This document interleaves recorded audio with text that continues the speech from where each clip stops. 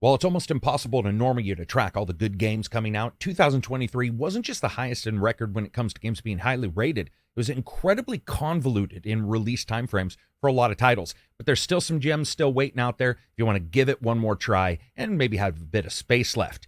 Not every game you missed is great. That's like saying everyone is handsome when seen far away. From Alan Wake 2 all the way back to Tears of the Kingdom, Cyberpunk's fixes, and into December with Pandora and leap into Mario RPG coming soon, 2023 has been insane and looks like it will continue to do so. With November and December coming along and possibly being a bit slower, some of these titles are ones I loved or ones that scored high or gained some acclaim from gamers that you might have missed. This is where I say to subscribe and click the all alerts bell. It absolutely helps the channel. Also join the Patreon and buy the games I review and cover and give them away. My cash is on the line like yours. 2023 games you may have missed. First up, absolutely Bramble King. This is an amazing title, dark, fantastical color work, and haunting mystical overtones. Bramble King slowly wicks out a story of a brother searching for his sister, all based in dark fairy tales of Scandinavian lore, and then has you consistently wondering if it's going to be snuffed out by either your death or the inevitable lack of cheer Scandinavian folklore is known for. While a platformer at heart, Bramble the Mountain King, its major highlight is how it differentiates itself in varied gameplay, with a couple boss-style battles that are truly unique, and a worldview that's both somber and ultimately one of the coolest twist endings I've played in a long time. While it didn't break out of the gate with amazing reviews, and it did suffer an initial launch plague with some performance issues, most have been repaired, and what you have is an absolutely gorgeous game that offers a narrative thread different, but at the same time reflecting titles such as Journey or It Takes Two or Limbo. Fascinating as a title filled with atmosphere, it takes zero effort to suggest people check this game out. Bramble King also has a ton of competition this year in the form of games like Planet of Lana and others, but its dark point of view and otherworldly presentation make it feel completely unique from those. Next up, Myth Force. Somehow, these devs climbed into my 1980s brain, found all the memories old cartoons like Transformers, He-Man, G.I. Joe, and GoBots. Okay, maybe not that last one. Seriously, GoBots has to be the laziest version of Transformers you're ever going to see. One of them transformed by sitting up. That's like getting out of bed and calling it a set of crunches. Back to Myth Force, though. What is it? It's a co-op dungeon looter slasher for up to 4 players, where you grab the reins of one of 4 champions, each ripped straight out of those old classic Saturday morning showdowns and tossed into dungeons that reshape themselves every time you step in. You've got the different characters like a knight hurling the shield like a deadly frisbee. You got the sly rogue zipping around foes with a sneaky backstab, a long-range ranger, and of course, a magic user that tosses fireballs out. It's been seen before. Nevertheless, its presentation is off the charts. It's really a feast for the eyes, and everything's this cel-shaded charm that's dark and feels just a little bit old, like the old days of cereal and cartoons.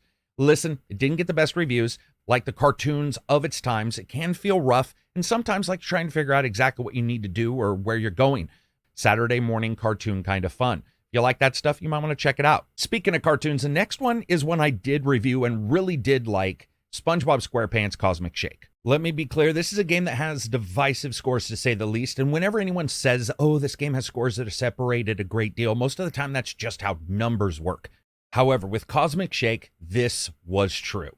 It came out January 23, which feels like a lifetime ago, about as long as we've known our round-edge hampered friend, and is a sordid underwater menagerie of crazy. Cosmic Shake has you bouncing and pounding and plundering your way through an assortment of SpongeBob-themed levels in a platformer that changes a couple of the things that some gamers expected from a title like this, which is why it was sort of hit on. Now, from Purple Lamp, the game changed things up, like removing 3 playable characters and instead made SpongeBob himself the rifle star of the game and giving him assorted powers, as well as a ton of unlockable costumes.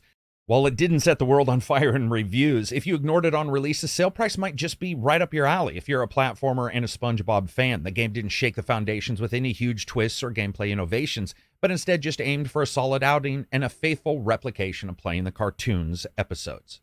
Another game that you may have missed, and just a short aside here, I did review this one as well, and that's Remnant II. And you might think, how is it possible to miss this game? But if you look at the release schedule for big games, a co-op shooter that came in on the heels of a prior title that didn't exactly nail it on first sort of makes sense. However, Remnant is an incredibly fun game working to trounce down the problems of the original game, tackle the multi-world, multi-choice shooter gameplay, and it delivered a hell of a title. Adjusting each world when you first leap into it, Remnant II is known for dropping rare bosses and locations that you may not have seen 3 or 4 times in. It also has hidden classes in some levels that you can unlock by doing puzzles. And even now, they have a couple secrets people are finding months after release, as well as DLC and a new archetype here just recently. It really did just improve almost everything about the original. Remnant 2 has a solid foundation for a third-person shooter, and whether you're diving into a jungle, seeing a boss you haven't seen before, or climbing the oddly Mass Effect-like towers on a weird alien planet, Remnant 2 is solidly and always better than that first game, and even more so, it's worth the time and cost now, even with a busy schedule. Speaking of busy schedules and just surprise, HiFi Rush. This is a game that Shadow dropped out of nowhere and turned that drop into a double leg kick from a top turnbuckle. A rhythm third-person action game. It had an art style that was incredible, gameplay that was tight, and a feeling of surprise that's almost unheard of in today's well-oiled deep dive fake leaks and insiders fame horn for podcast views. Timing attacks to do more damage, unique finishers, and levels based on particular musical styles, while consistently changing it up as you play. It's easy to miss a shadow-dropped game. You may not have the time to leap in. You may miss the announcement.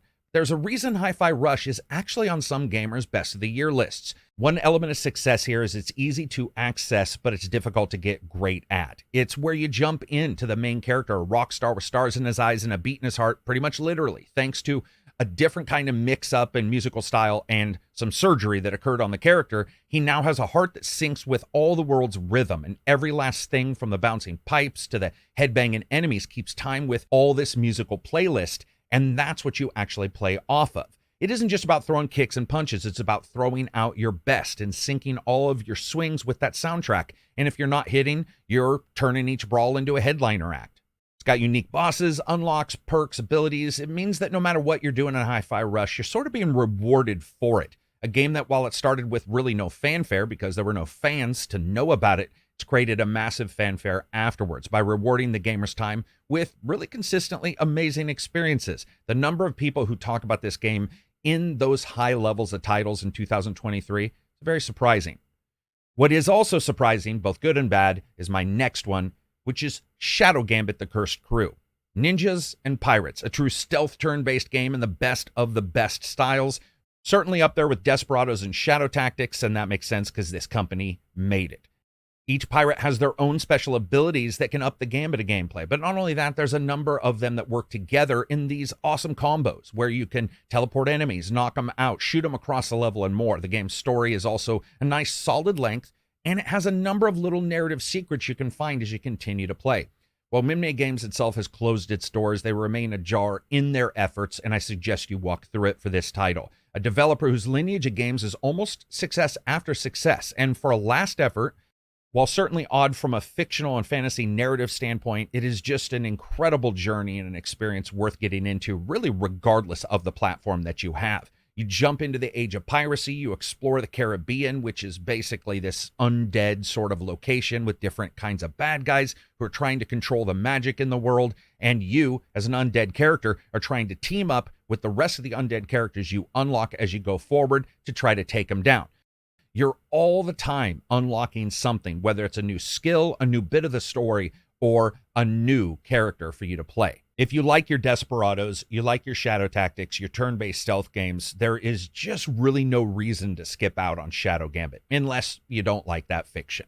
Speaking of fiction, a lot of 4X games, depending on their fiction, either intrigue me or end up pushing me away. Age of Wonders 4 is one of the ones that absolutely fascinated me. Now, Triumph Studios, I think they nailed it. What can you say? It's a fantasy world. It's got a huge amount of customization in how you play and what races you choose and different magical abilities. Not only that, when your campaign ends up wrapping up, win or lose, the story is pretty much far from over because your greatest champions have a second moment to live. Basically, their mark on the world can end up transcending the game that you're playing, and they can return as good guys for other groups. A 4X game has to really grab me these days. The competition is very high, and delivery from some of these companies is fantastic.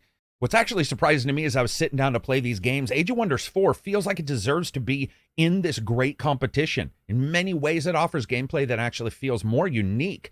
decades and decades after the actual genre was established. Age of Wonders 4 is awesome. It's got some great races, some great gameplay. It had a couple issues when it came out, which seems to just sort of be 2023 in a nutshell. But I would suggest you check it out if you get a chance and you like any of those 4X style games. Now here's a game you probably didn't check out, but is awesome, and that's Dredge. Cthulhu and fishing. I mean, what else could you expect? It's also beautiful in its own rustic, beat-up fishing vessel kind of way. It's a dark and dreary game about fishing and trying to outrun the terror of the deep ocean at the same time. In Dredge, you commandeer this gritty little mechanized fishing craft. You ride the tides across an ever-shifting day-night cycle, and your actions, be it casting lines or charting courses, time is always ticking against you. And you might do some mini games. You might end up doing some inventory styling where you have to figure out how to get different nets and fishing poles onto this vessel. But no matter what you're doing, time is always ticking from day to night. And night is the problem, because as you're traveling and as daytime falls and darkness rises, your panic meter climbs with it. The sea stirs illusions into being, wrapping the world around your little vessel like a treacherous dreamscape where phantoms and sometimes actual dangers are there. It's very much this shroud of darkness that lures out the desire for you to continue to fish well past darkness or just go back home. And there is risk versus reward there. And you're consistently upgrading this little ship that, by the way, controls awesome. Grabbing some lights that pierce the murk, putting in new engines to go faster and tackle all of the different clever fish that are in the world in different ways. But not only that, as you get the ability to travel further, you also unlock more of the story, taking on new locations and new baby quests as you stop at a dock or a city or some small hamlet that smells questionably of decay and evil. The game's unique mix of scary moments and inventory management as you explore and try to get the best catches is incredible. It's an organic title. It's got a story that plays out more at your pace than I expected, but it is enjoyable. And like I said, elder things in fishing. Who would have thought? I'm still waiting to catch Cthulhu on my fishing line, but Dredge is a title I'm going to continue to play, and DLC came out here recently. Now, here's a game I missed until recently, and that's Viewfinder. This is a rare game. It comes along in this first-person surprise adventure game where you're moving items and adjusting them in a viewfinder that transforms the world and the gameplay itself and allows you to move through the levels as you end up putting down art. And each item that you adjust lets you get a little bit further in the game. And all of the memories are captured in photographs, and these are the keys to unlocking the world where you're adjusting these to get them lined up perfectly. So it's a little bit like some of the space and viewpoint mini games that we've seen in other titles. For example, Hellblade had a couple of these. But in this realm, it's all of them. There's puzzles, intricacy. You're consistently trying to get to the end of the level while trying to also figure out what exactly it is that you need to do when it comes to lining up your viewpoint. It is an insanely visual game, and this Polaroid-style camera that becomes sort of your best friend in it offers a fiction I just didn't expect. All you really need to see is a couple seconds of the gameplay in this, and you will instantly know what I mean when I say that we do not see games like this come around very often, and when we do, and it's actually nailed with gameplay and the visuals like this, it's well worth investigating, even if your 2023 was a bit packed. Speaking of packed, for years, we've had a lot of different shooters. They've come and gone, and it's easy to forget them. But somehow this new one, Trang II, is like the kid in school that borrows your paper to write an essay, and they get a better score than you did. But it does it with a lot of old-style shooters, and it does it now. It's a straight-up 2000 action title that sees you obliterate swaths of enemies as the suspiciously powerful Subject 106. Speaking of awesome, though, it channels all of that into today's gameplay and technology. Somehow, Trang II actually missed me coming out in June, and I didn't even know about it until a month or so later. It's a horror FPS by Trepang Studios, a first-person shooter with new survival mode DLC that's actually coming out, or out at the time of this video. The gameplay is like an odd mix of a stealth game and fear and a first-person game, all mixed through the lens of a mid-2000s title. I can't say it's unique in its story. You start out as a prisoner in some experiment with no memory of what's happened. But then you realize that's actually what Trang II does throughout the entire game. It's a consistent reimagining of every 2000s trope you can remember, and some you probably can't. From superhuman abilities that seem entirely suspect from the moment you tear ass through a group of enemies, to taking out light sources and using stealth to sneak past others. Though admittedly usually end up wanting to kill them anyway. Even if each enemy type does offer a unique brand of special danger, the gunplay and the bullet time feel at one time familiar, but also entirely its own thing. I do want to point out Trang II may be a bit close to the cuff for first-person fans who don't see the humor of a game like this that's aiming to hit the tropes and then box them into submission and then carry them along with them until the end of the credits. If you can handle some of these in-your-face sort of one-liners when it comes to action, some on-the-nose moments, Trang II really looks incredible. It plays better, and it's a wicked experience from start to finish. Now, here's another game that didn't necessarily set the world on fire, but I got to give them kudos, and that's the Crew Motorfest. Speaking of one-upping your competitors, listen, so the Crew Motorfest is so close to Forza Horizon, they should have called it Morza Sunsets. This is a game that takes everything good about Forza Horizon games and then somehow releases it in the year that Microsoft released only their prime Forza title. And then Ubisoft added awesome playlists, great events, pretty good handling, and a game that looks suspiciously good for a Ubisoft racer and has less issues than the two prior games combined. Like, actually being able to create a crew. But it also adds in other vehicles you can race, something Forza Horizon 1, 2, 5, or whatever we're on still hasn't done. Seriously, it could be an offshoot of Forza Horizon. It plays and feels like it, maybe more than it possibly should. But after the successes that we've seen from Forza Horizon, it makes sense to sort of follow that pattern. And while the Crew and its sequel never grabbed me, Motorfest is just a much better game with a great event list and very good handling compared to the priors. Seriously, the game's control seems like a totally different beast. If there's one issue that this game has, it's that it doesn't really flex its multi-vehicle type races yet, but it can still be a blast. The next up, and an absolute blast, possibly one of the greatest games in 2023 is Crime... No, I'm not even going to do it. I was going to say Crime Boss. Skip that one. But I bring it up because I'm sure a lot of people are listening and are thinking, I don't like this game, or you missed like 20 games, Karak, what the hell? Or what about the layoffs? But you don't look at a Bob Ross painting one tree at a time. Sometimes the parts of it are a mess, but it looks beautiful when you step away. And to me, that's a testament of 2023 from the very start. I mean, we got Pikmin 4, for instance. That could have been easily missed. Or Atomic Heart, if you were put off by its just average or slightly above average review scores. For a shooter, it's got a unique atmosphere that I think is well worth investigating. There's also Liza P., a more basic, parry-based Dark Souls-like kind of title that surprised many people by not only getting really good reviews, but also transforming into a bit of a sort of surprise hit. Or Sea of Stars. Or Cocoon. Anyway, I could go on. No need. Subscribe. Peace out. Gang, gang.